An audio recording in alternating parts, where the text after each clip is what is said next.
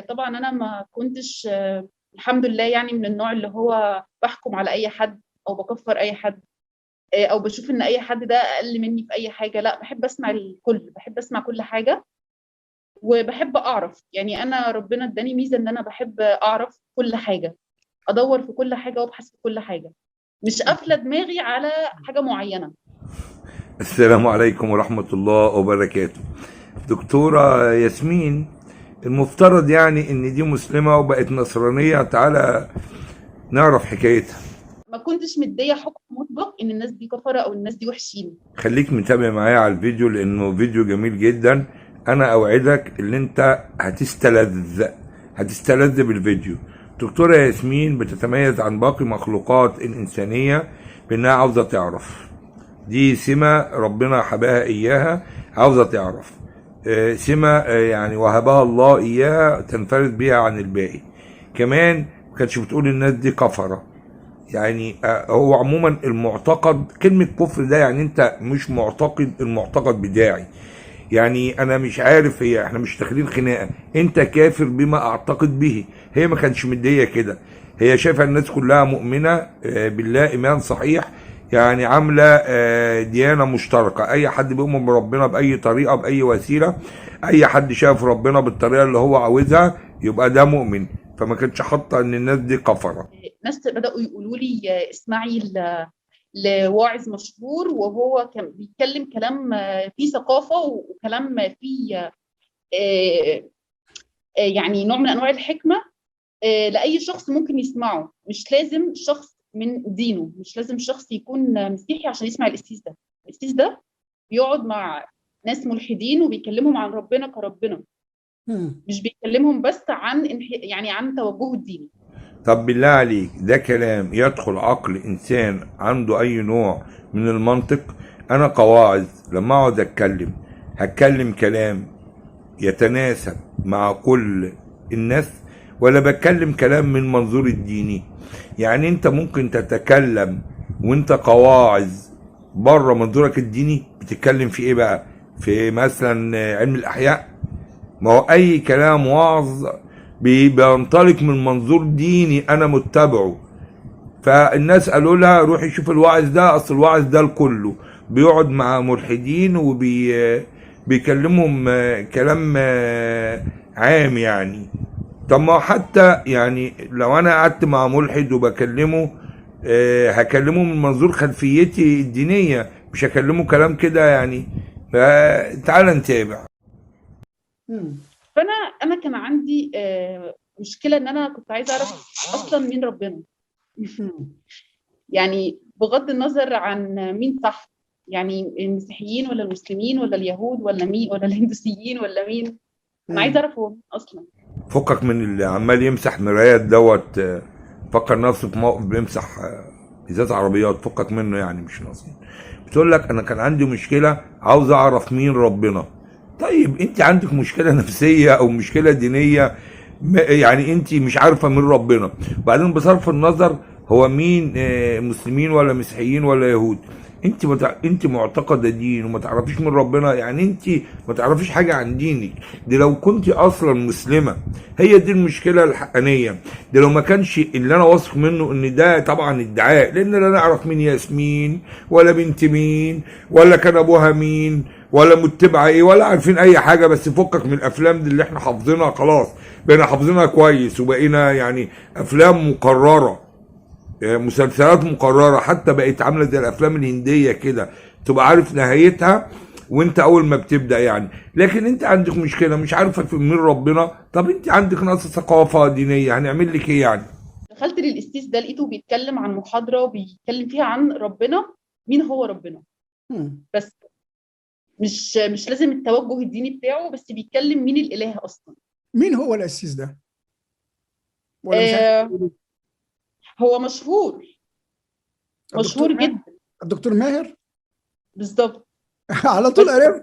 على طول عرفت، هو اه العفريت، هو السكر ده. بس هو ما بيتكلم شاء الله كلام ربنا. عام، كلام عام بس موجه. عنده حكمه وعنده علم وعنده الروح القدس الله. اتفضلي. مم. هو العفريت، هو الخربوس، قفشته، كنت عارفه، كنت عارفه. انت من خلال اي حوار تقدر تعرف ان هو حوار مصطنع متكلف في سيناريو من خلال الحوار وتدرج الحوار. مين دوت؟ هو مشهور. بص العملية السيناريو الهابط ده ماشي، وبعدين السيس بيتكلم كلام عام بيعرفك من ربنا، كلام عام. بالله عليك في صاحب دين بيتكلم من غير منظور وخلفية دينية، التاني بقى بيقول كلمة يعني جملة لا منطقية بالمرة معايا، كلام عام بس موجه. طب كلام عام بس موجه، طويل بس قصير، كلام عام بس موجه. انا بقول لك والله افلام كوميديه هابطه حتى ما بتثيرش، يعني لم تعد تثير فينا حتى الابتسام. عارف الكوميديا البايخه؟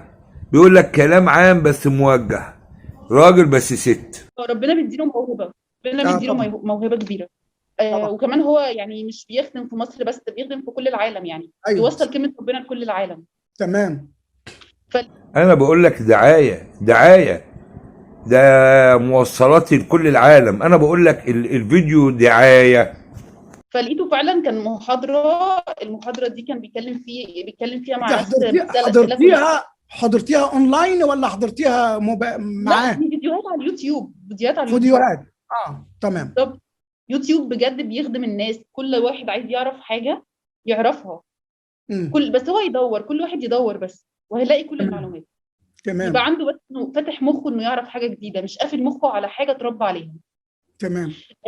ده بقى يا حبيب قلبي هو ده المقصد. انا هكمل معاك الفيديو لان الفيديو يعني دي من السله. ده المقصد من الفيديو، وجهك لاسم الشخص، روح اتفرج عليه. الدعايه مبطنه، يعني مبطنه ايه؟ ده دعايه ظاهره تماما صحيح، دعايه لشخصيه ما، وهم يعني عاملين كده خليط معين. روح بقى اتفرج على ماهر دوت واسمعه، اللي هو بيقول كلام عام بس موجه. روح بقى اتفرج عليه. بدأت اشوف بقى مين ربنا كمين ربنا، عشان انا مش عارفه هو مين اصلا. بدأ يقول ان ربنا ده اله علاقاتي. الكلمه دي فتحت في دماغي، نورت كده يعني. اله علاقات، الكلمه اللي نورت دماغها اصلها كانت ناقصه علاقات. اله علاقات، الكلمه دي اللي فتحت ونورت دماغها لما قال لها ربنا اله علاقات. تناول الذات الالهيه مثلما تتناول البشر وتسبق عليه الصفات البشريه. ده فارق بين المسيحيه والاسلام، فارق رهيب. هم بيسبقوا على الاله وحاشا الله سبحانه وتعالى صفات بقى الهيه معينه، وهم يعني ده فرق جوهري بين المعتقد الاسلامي والمعتقد النصراني، ان هم بيسبقوا على الاله صفه بشريه، بيعمل حاجات كده تحس ان انت قاعد مع واحد صاحبك. ايه ده؟ يعني ايه ده؟ لكن هي اللي نورت دماغها واللي خلتها يعني دماغها تتألق لما قال لها الاله بتاعنا اله علاقات.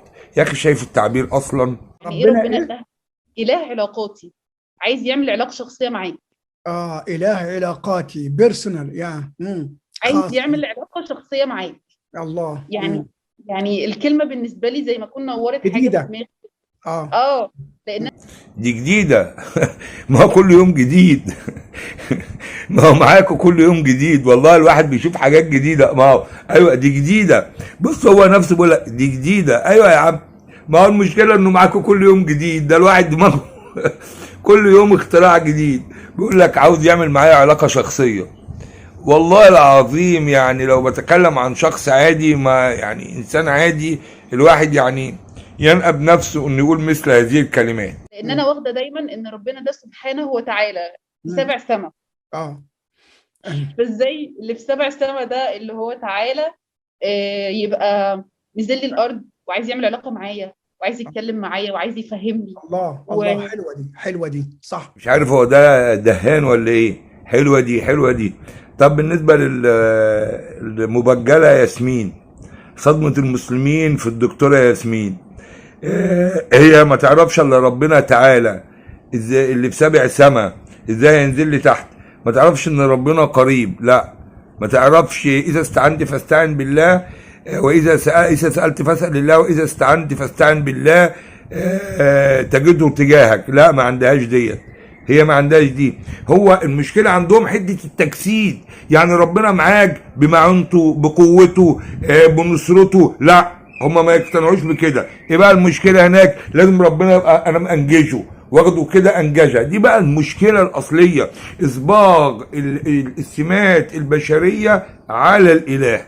ربنا يبقى معاك، طب ينفع معاك بقوته بمعونته بقدرته بارادته؟ ما باكلش من الكلام ده. انت عاوزه معاك ازاي كده كده؟ ما طبعا يعني ايه فرق بقى عن البشر؟ تعال نتابع عشان يعني والله الكلام فاضح نفسه يعني. فاللي هو اتفاجئت ان الكلمه ابهرتني، مم. وبدأ يتكلم ان ربنا هلم نتحاجج، هكذا يقول الرب. ان ربنا اصلا عايز يتكلم معانا ويتناقش، مم. يعني عايز يعرفنا عليه بالعقل، مش عايز يعرفنا عليه بالغصب وبالارهاب. ولازم تؤمن بيا لا اما هتروح النار. حتى مفهوم الحياه الاخرى في المسيحيه مختلفه خالص عن الحياه الاخرى في الاسلام. مم. الانسان بيكون بيعد هنا وبيعرف السماء وبيرى ملكوت ربنا قبل ما يروح السماء اصلا. بيدوق بيدوق التعب. بالظبط الله. كده، تمام. بيدوقها فعلا. مم. لكن بيدوقها. طب انت دقتها؟ طب قول لي طعمها. طب ممكن تديني حته؟ اي كلام وخلاص، اي كلام بيضحكوا بيه على الناس. لكن بتقول لك ان مفهوم الاخره عند النصارى غير عند المسلمين. طب انت والله ما تعرفي حاجه. ما هم بقى عندهم برضو اللي مش هيؤمن بايمانهم مش هيخش الملكوت وهيتعذب وهيطلع عين اهله، يعني وهيخش جهنم، ما نفس المفاهيم تقريبا يعني. ما تقريبا، مع طبعا هم بيسبقوا صفات كده، ما يعني مش عارف هم بيجيبوها منين. ما هو نفسه. بعدين بقول لك ايه، هو ربنا عاوز يتناقش معانا، عاوز يتحاور معانا، مش بالارهاب. شوف بس التمويه اللي بيقوله. عموما يعني خلي بالك، لو انت نصرانيه وخرجتي عن النصرانيه الى اي دين اخر، هم عندهم برضو حد الرده وهيقتلوكي. دينهم بيقول كده. وراجعي كلام رجال الدين ورجال الكنيسه عندهم، عشان بس ما تبدعيش يعني. لكن انا كنت عايشه النار فعلا، يعني قبل ما اقابل المسيح كنت عايشه النار في الارض. كنت تايهه ومش عارفه انا عايشه ليه، مش عارفه معنى لحياتي. طب هو ليه ربنا بعيد قوي كده؟ ليه مش حاسه بيه؟ ليه الكلام اللي بقراه ان المفروض ربنا منزله في القرآن الكلام ده يعني غريب ووحش؟ يعني في كلام كتير قوي قوي قوي، في قتل وفي جلد ورجم وحدود وفي تكفير لناس وفي نجاسة. في كلام صعب قوي ما نقدرش نقوله على الهوا، نتكسف نقوله. تصوري؟ بالظبط. في اذهب واضرب عماليق رجالا ونساء وطفلا وحمارا ورضيعا، صح؟ في امسك الطفل واضربه بالصخر وحطم دماغه، بالصخر. هو في كده فعلا. وفي برضو ليقبلني بخبراته فمه وثدياك كالعناقيد. وفي سرات كأس مدورة، وما أجمل فخديك يا بنت الكريم. في كده صح؟ يعني هو في كده، في كلام نجاسة. والله ما حد نجس الا انت يا اخي. ده انت يعني، ده انت اللي نجس، ده انت انسان كلب بجد. معايا القرآن في كلام نجاسة. يعني دلوقتي اسيب الفيديو واجيب لك نصوص من الكتاب المقدس؟ ما تحترم نفسك يا راجل يا هزو، ده انت انسان هزو. ما انا بقى في رحلتي لما قعدت اسمعه حوالي سنه ونص كنت لسه ما امنتش، بسمعه بس عشان اعرف مين ربنا، يعني عشان كلامه شدني. لما كان بيتكلم عن المرأة حتى، وبيقول ان احنا تفكيرنا هو اللي بيخلينا نصون المرأة، مش انها لابسه حجاب هو اللي بيصونها. صح. تفكير المسيحي نفسه، الشخص الراجل المسيحي لما يكون تفكيره ناحيتها تفكير نظيف اكنه صاينها، مش هي اللي بتصون نفسها لما بتغطي نفسها بطرحها. برافو. وده فعلا بلاقيه العكس خالص في افغانستان مغطيين وشهم وعينيهم، ومع ذلك اعلى معدل تحرش في العالم في افغانستان. برافو عليك، برافو عليك. صح. فانا كنت بستغرب المرأة حتى لو ماشية عريانة، نظرتك او دماغك هي اللي بتصونها. بص الدعوة يا جدعان، يعني المرأة بقى تمشي زي ما تلبس زي ما تلبس، ودينا شايفين الاوضاع يعني، معلش يعني محدش يزعل. المسيحيات بيمشوا ازاي في الشوارع وقدر التبرج عامل ازاي، حتى بعض القساوسه يعني اشتكوا من ده، دخولهم الكنيسه في قدر من التبرج عالي، ولا سيما في الافراح والكلام دوت. لكن المقصد هنا مش بالحجاب، يعني ما تعفيش نفسك بالحجاب، ده تفكير الراجل فيكي هو اللي بيصونك. يبقى انت بقى تمشي زي ما تمشي، تلبسي زي ما تلبسي. المشكله في الراجل، يعني المشكله في الراجل المفروض تفكيره فيكي هو اللي هيصونك، ده المقصد. في افغانستان نسبه التحرش عاليه برغم ان هم لابسين الحجاب. طيب وبالنسبه بقى في اوروبا يعني وهم ماشيين كده اهوت يعني وعريانين، نسبه الزنا قد ايه؟ ولاد الزواني قد ايه؟ نسبه العلاقات غير الشرعيه قد ايه؟ نسبه فساد المجتمع قد ايه؟ اشمعنى يعني ديت؟ ما تيجي نميل على اوروبا كده، ما هم ماشيين هم عندهم حريه ماشي. نسبه ولاد الزواني ناتج العلاقات غير الشرعيه، وصول الامر الى العلاقات الشاذه بقى قد ايه؟ ليه يا ياسمينة؟ ليه يا ياسمينة تعملي كده يا ياسمينة؟ محفظينك غلط يا ياسمينة. طب ازاي الست بتغطي نفسها وبرده الراجل مش بيسيبها في حالها؟ مم. طب ما انتم مطبقين حدود اهو، الحدود بتاعت القرآن. ما ليه الحدود بتاعت نفعتش، القرآن ما ما فادتكمش نفعتش. حاجه؟ بالظبط. فعرفت ان الانسان من جوه هو لو مستقيم وكويس عمره ما يعمل حاجه غلط.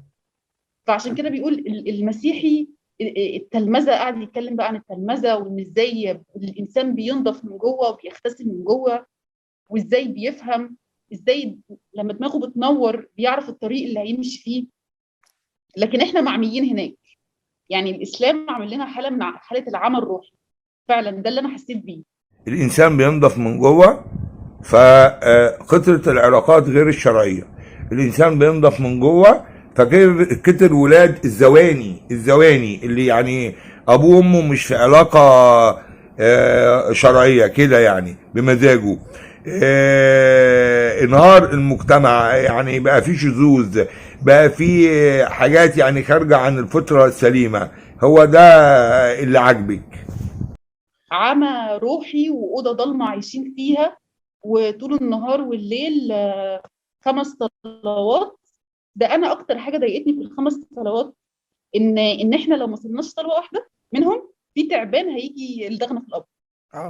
كله. فانا كنت بقول ده انا لو واحده صاحبتي قالت لي لازم تقابليني 5 مرات في اليوم، ولو ما قابلتنيش هاجي بالليل وانت نايمه الدغك، هقول لها مش عايزه اعرفك تاني.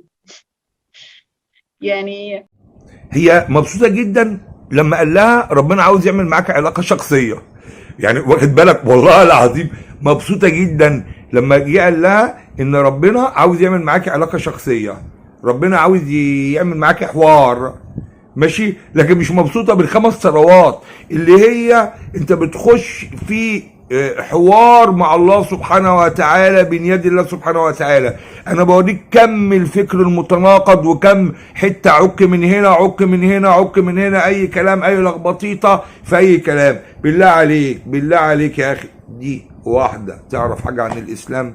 لا حول ولا قوه الا بالله. سهرتنا كانت مع ياسمينة صدمه المسلمين. يا شيخه روحي